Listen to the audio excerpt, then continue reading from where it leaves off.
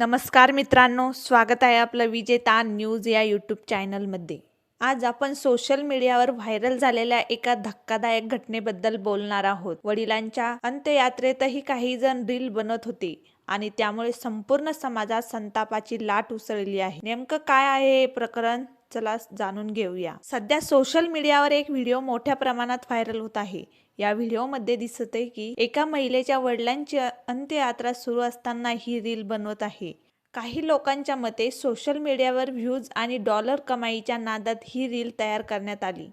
1 million व्ह्यूजवर $500 ते $800 मिळतात अशी चर्चा सुरू आहे. पण प्रश्न असा आहे, आपल्या कुटुंबातील सदस्यांच्या शेवटच्या प्रवासातही आपण कंटेंट बनवू शकतो का? काही जण म्हणत आहे, वडील गेले पण किमान व्ह्यूजमधून कमाई तरी होईल. हा विचार जर खरा असेल तर तो समाजासाठी किती धोकादायक आहे याचा आपण विचार करायला हवा.